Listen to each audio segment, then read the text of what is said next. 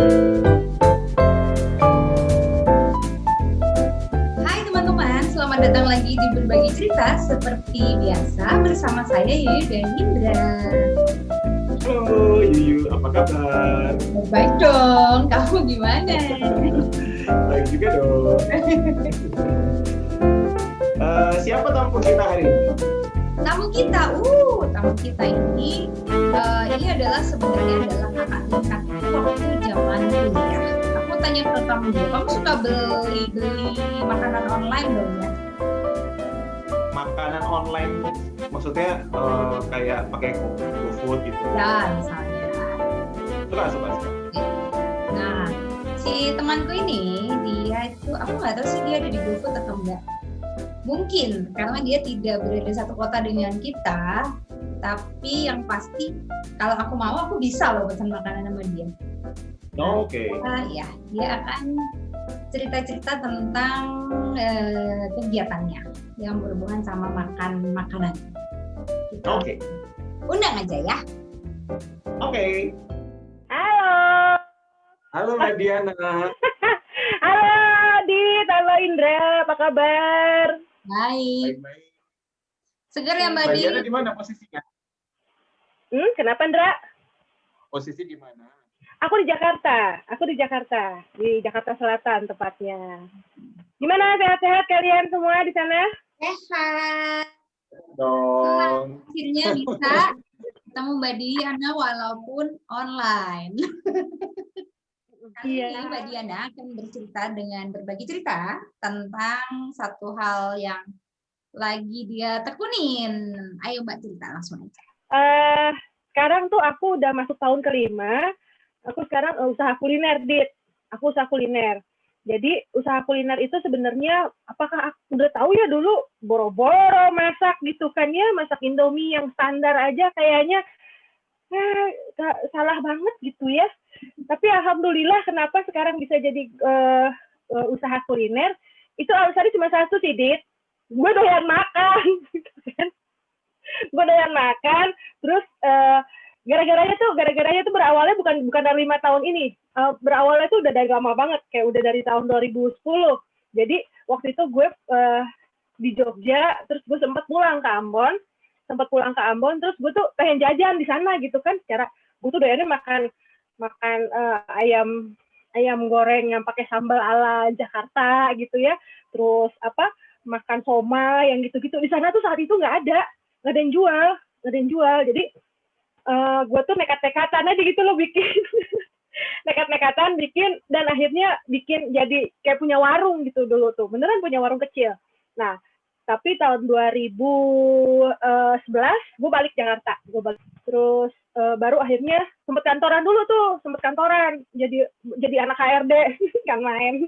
Terus udah gitu kesininya udah 5 tahun belakangan ini gue bener-bener fokus di kuliner.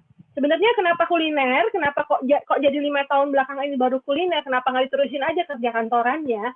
Sebenarnya gini ceritanya. Jadi ada suatu masa kayak gajian tuh masih jauh, sementara duit gue di rekening dan yang ada di kantong tuh tinggal 300.000. Itu gue bingung gitu ya, gimana caranya gue bisa nyampe kantor, cara tiap hari mesti ngongkos gitu kan. Jadi waktu itu tuh dengan duit 300.000 itu gue nekat tuh, gue beli telur, gue beli terigu, gue beli kelapa, gue beli apa segala macam. Gue jualan kelapa tart, Jadi awalnya gitu, jadi gue bikin dulu kelapa tart dikit nih kan. Jadi gue bikin dikit, gue bawa tuh di cup kecil gitu kan. Gue bagiin tuh ke temen sekantor. Enak nggak? Wah, enak. Pesen dong, pesen gitu kan. Ya, pancingan 5 cup, besoknya ke kantor bawa 30 cup gitu. Awal-awalnya tuh gitu. Jadi yang istilahnya, lu per cup lu jual berapa? Gue jual 10.000 gitu kan. Gue jual 10.000. Kan otomatis gue dapat 300.000 lagi tuh. Padahal modalnya tuh 300.000 nggak habis sebenarnya, kayak belanjanya cuma habis 100.000 gitu. Aman gue sampai akhir bulan bisa kantor lagi. Awal mulanya sih gitu sebenarnya. gitu Dit, awal mulanya Tapi segitu segampang itu.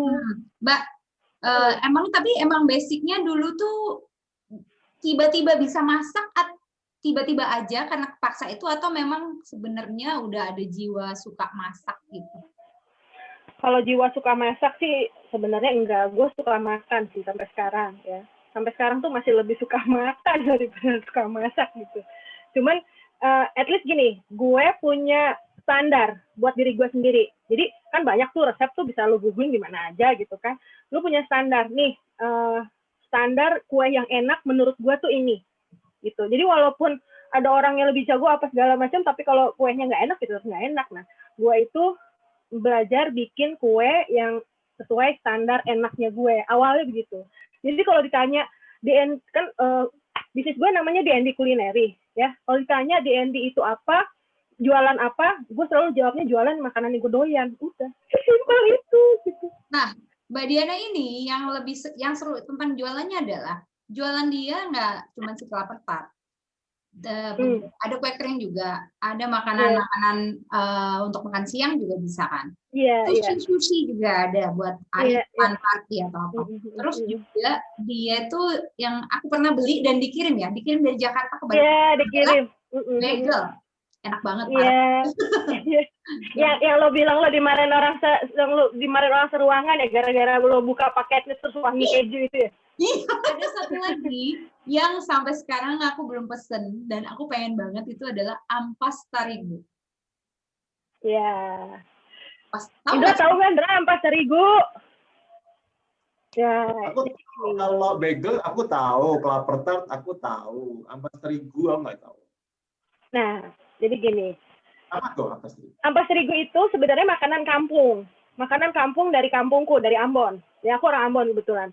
Jadi selama aku bikin DND Culinary, jadi kesininya Dit, karena aku memutuskan oke, gue serius nih mau kulineran gitu kan, mau usaha kuliner. Jadi gue ngambil kursus tuh Dit, gue ngambil kursus bikin roti Jepang lah, roti inilah itulah, termasuk yang gue kirim ke lu tuh itu hasil kursus gitu kan. Nah, begitu gue pulang ke Ambon, di sana tuh gue selalu makan roti namanya roti ampas terigu. Itu roti gue liatin sampai gue bawa pulang ke Jakarta. Gue terus ngeliatin gini, gila gue bisa bikin roti Jepang apa segala macam, masa roti dari kampung gue sendiri gue nggak bisa bikin. Jadi ampas terigu tuh roti dibikinnya tuh pakai terigu biasa, cuman pakai campurannya tuh gulanya gula aren, jadi warnanya coklat.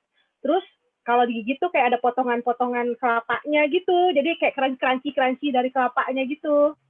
Dan itu tuh kalau buat orang Ambon itu ya, itu tuh kayak penolong banget gitu. Kalau nggak punya makanan, kalau kayak pengen ngemil tapi kenyang, ya udah roti itu tanpa harus lo beli selai, lo beli apa, makan roti itu aja udah enak banget gitu.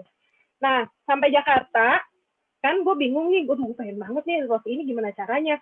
Googling lah resep itu, terus gue bikin lah sesuai dengan apa yang kata di Google itu kan, resep di Google itu. Bo, 4 kali buang adonan, Bo. Jangan salah. Kagak enak. Gue buang 4 kali. Asli. Gue sampai, gue gak bisa banget ya bikin roti ini ya.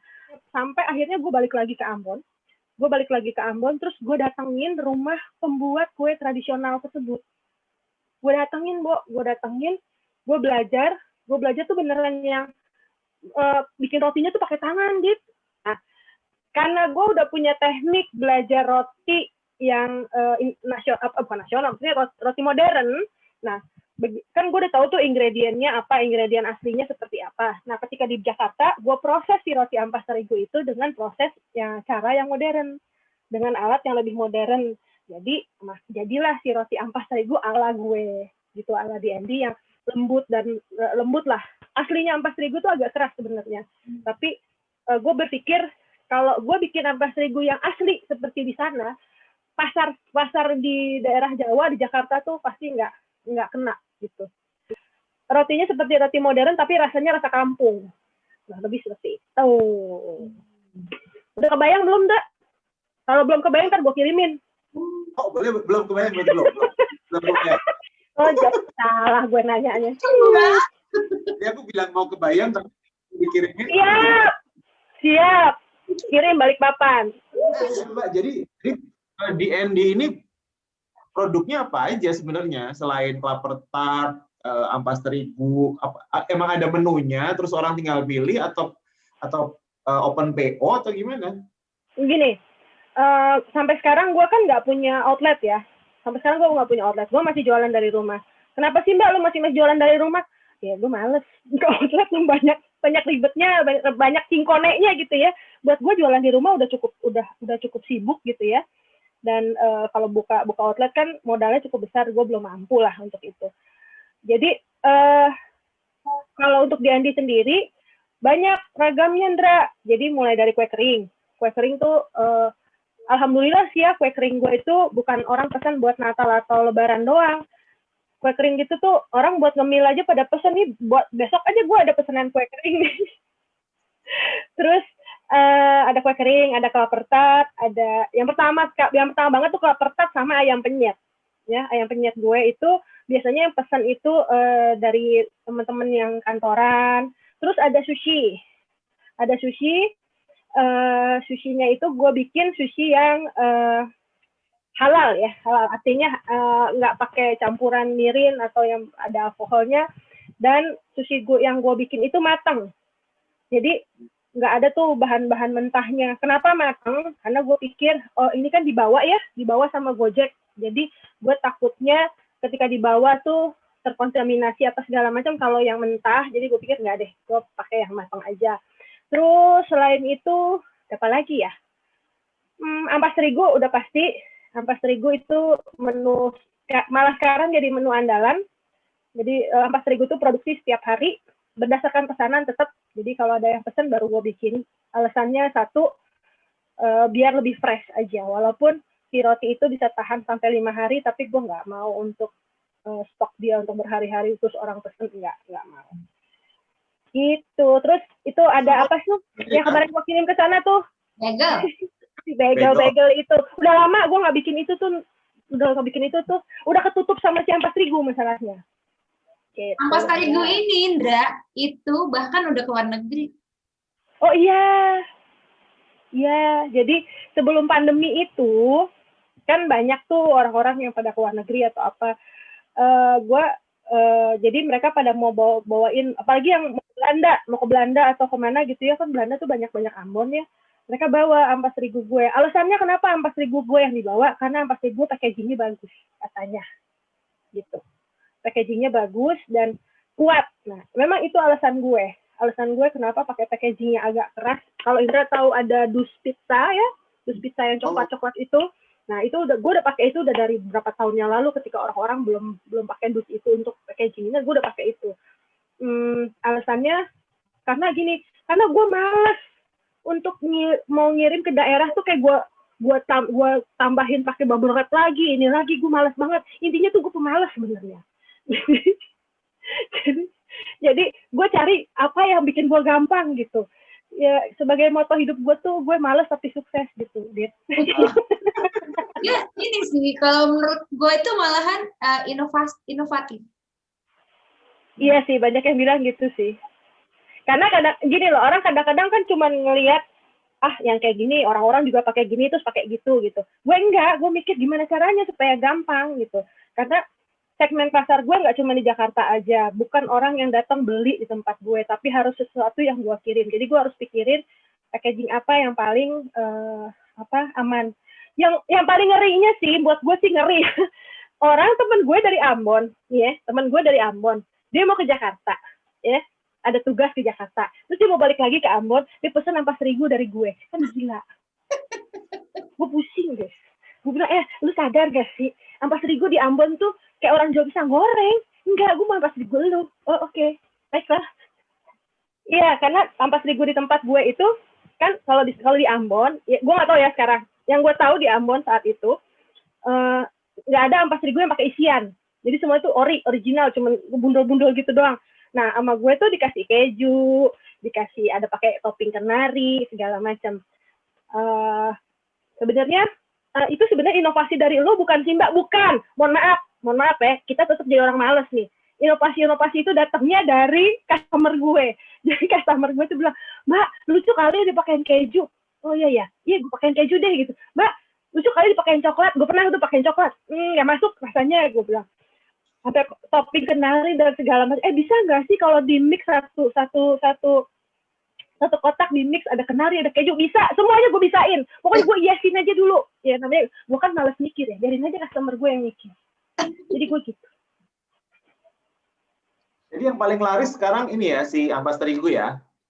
Ya, yang istilahnya continue tiap hari itu ya si ampas terigu sih. Ampas terigu.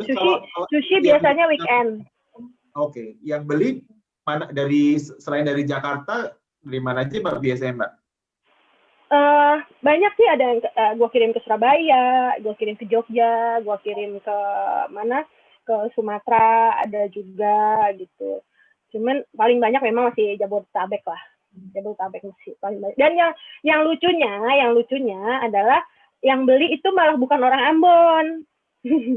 Yang beli itu malah udah orang dari luar Ambon, dari luar Maluku gitu.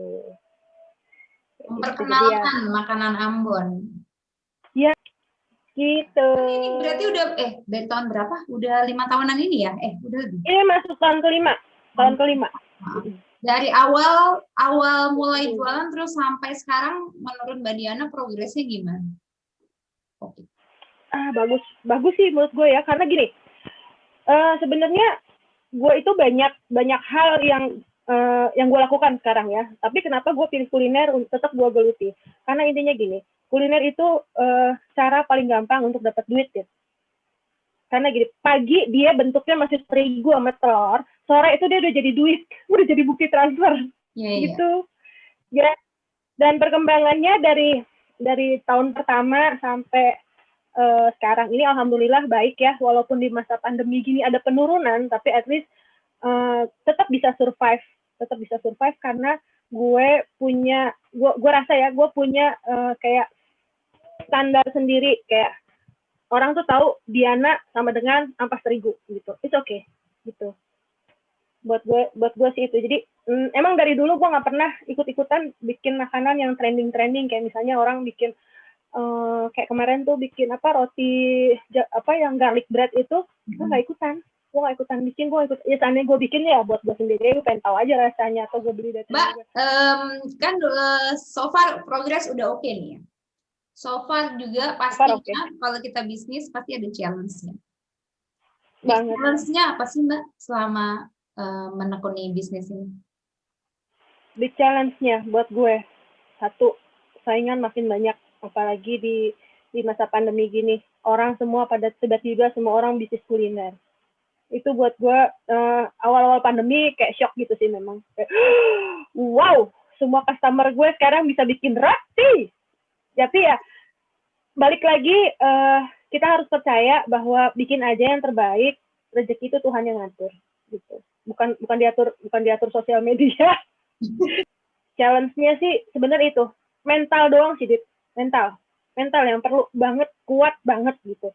Kalau masalah teknis ina itu lu bisa belajar di mana aja, apalagi di zaman pandemi ini semua serba online, lu bisa belajar apa aja secara online. Tapi kalau mental lu nggak kuat, itu yang parah.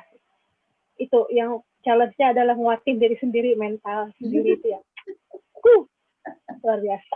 Nggak di iklan di sosial media aja yang pesen banyak, dianya udah sibuk. Iya, alhamdulillah ya, karena gini, gue selalu percaya sama marketing langit, gitu. Gue percaya marketing langit, jadi gue percaya rezeki Tuhan yang menggerakkan customer gue untuk beli gitu. Bahkan kadang-kadang nih ada saatnya gue nggak mau baking tuh, gue bilang Tuhan gue mau istirahat dulu ya, sehari 2 hari aja, jangan ada yang pesan dulu, itu beneran loh. Terus besokannya gue bilang oke, I'm ready gitu, yuk Tuhan, yuk ini yuk masak yuk gitu. Ya gue kan, mohon maaf nih, kadang-kadang bahasa gue sama Tuhan tuh terlalu akrab gitu ya, mungkin orang lain tidak sulit terima. Tuhan, yuk masak yuk hari ini gitu.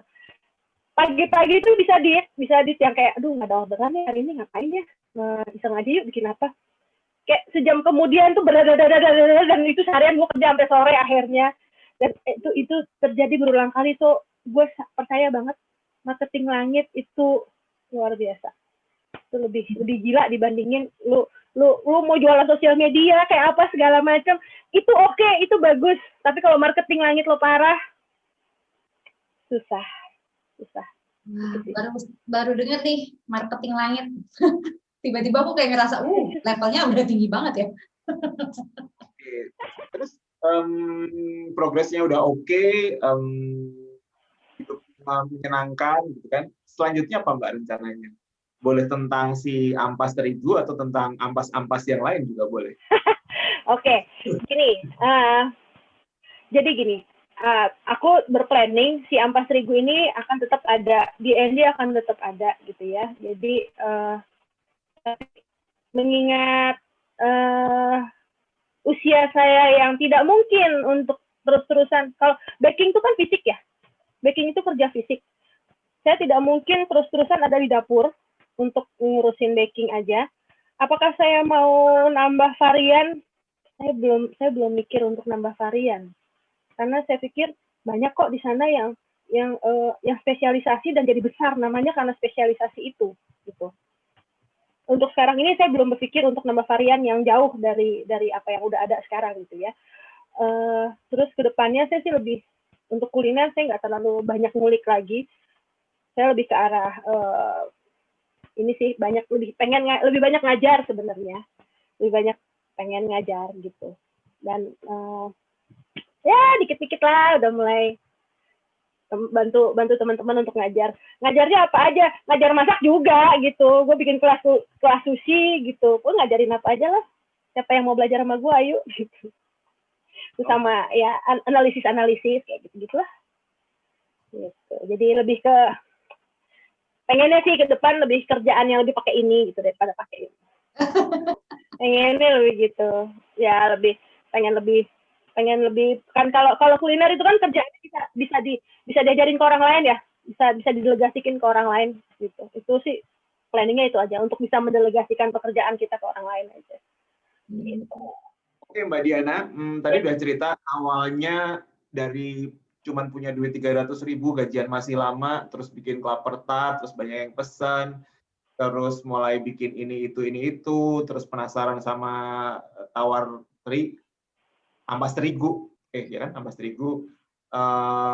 Ceritanya udah banyak banget. Nah sekarang kalau boleh Mbak Diana memberikan semacam pesan, kesan, closing remarks, apapun ya, nggak harus tentang kuliner, tapi tentang hal-hal lain juga boleh buat yang dengerin berbagi cerita. Silakan Mbak. Oke, jadi gini,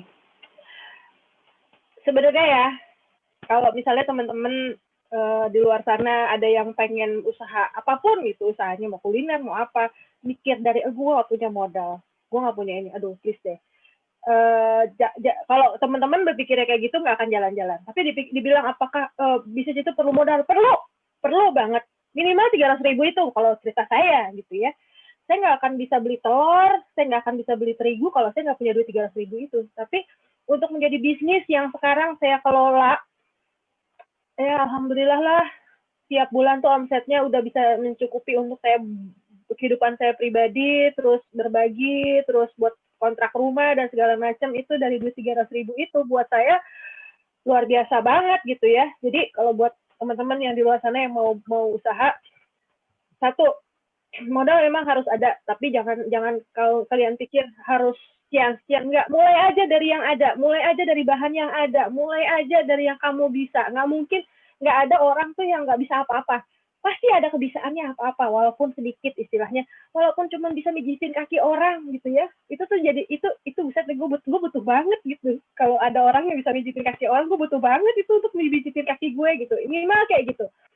Terus yang kedua, mental. Siapin mental karena yang namanya duit seberapapun itu disiapkan, tapi kalau mental kita nggak siap, mental kita nggak berani untuk fight, ya boncos juga. Jadi buat saya mental itu harus disiapkan. Terus karena usaha itu kan nggak terus naiknya, ada saatnya turun, ada saatnya naik. Kalau saya sendiri ketika usaha saya turun, saya nikmati banget. Mungkin orang bingung ya, usaha turun kok dinikmati. Iya, saya nikmati banget. Saya nikmati karena saya pikir gini, terima kasih Tuhan, saya dikasih sebentar turun, karena saya yakin bentar lagi Tuhan akan melejitkan saya lagi lebih tinggi lagi. Saya punya keyakinan itu. Jadi setiap kali bisnis saya turun, saya nggak sedih. Sama saya nikmati, saya tiduran aja, saya nikmati, saya pakai baca buku, saya buat ini, enjoy every time, ya kayak gitu. Terus yang lain-lain sih kayaknya intinya sih itu ya. Perkara jualan mau laku mau enggak, go for it aja, jalan aja dulu ya. That's why kenapa awal-awalnya tuh apakah selalu gampang, Mbak? Enggak. Awalnya susah, Bos. Awalnya susah. Bahkan gue bertanya-tanya dalam diri gue, apa yang salah dari diri gue gitu. Kok orang lain bisa gampang, gue susah. Nah, dari situ gue belajar, ada satu ilmu yang namanya grafologi. Di situ gue belajar dan di situ gue mengenal diri gue dengan grafologi itu. Sampai akhirnya gue menganalisa tulisan gue sendiri dan gue terkaget-kaget, ternyata apa yang gue sangka tentang diri gue itu berbeda dari kenyataannya setelah gue menganalisa diri gue sendiri. Nah, dari situ gue belajar. Oh ya, ternyata kekurangan gue di sini. Oh, ternyata kelebihan gue di sini. Oh ya, dengan kekuatan dan kelebihan itu yang gue punya itu, kita kelola untuk menjadi lebih, ke depannya jadi lebih gampang gitu, ngadepin tantangan, ngadepin untuk yang masalah-masalah kehidupan atau apa segala itu, jadi lebih, oh gue udah tahu, gue nggak sanggup nih di sini, jangan lu paksain gitu. Jangan lu paksain untuk jadi orang yang kelihatan cheerful terus, enggak, ada saatnya lu butuh sendiri kok gitu, ada saatnya lu butuh calm down dikit gitu. Jadi kayak gitu, dan terus belajar aja, apapun ilmunya, belajar karena kita nggak pernah tahu kapan ilmu itu akan dipakai, tapi pasti kepake untuk sampai ilmu itu datang ke kita. Sampai atau satu bacaan buku yang ada nyangkut di depan kita itu berarti ada sesuatu yang perlu dilihat, perlu dibaca. Kayak gitu aja, Mas Indra dan Mbak Yuti. Oke, Mbak Diana, terima kasih banget sudah mau sharing dengan kami di Berbagi Cerita. Semoga memberi manfaat dan memberikan insight bagi teman-teman yang menonton sampai selesai. Ingat tadi harus punya mental yang kuat, harus berani mencoba, inovatif, belajar, ya. Dan ada tadi namanya apa sih, marketing langit. Ya itu. Atas langit ada langit. Untuk teman-teman yang mau pesan kue atau makanan ampas terigu yang legendary itu di Mbak Diana, boleh follow IG-nya, nanti kita cantumkan, ada IG-nya Mbak Diana dan juga ada IG jualannya, kita cantumkan di sini. Mbak Diana, sekali lagi atas nama Berbagi Cerita, terima kasih banyak, semoga sehat-sehat, semakin sukses dengan kegiatan-kegiatannya yang inspiratif. Itu stay safe juga ya. Juga stay safe. Terima kasih sekali lagi. Bye-bye. Bye, terima kasih semuanya.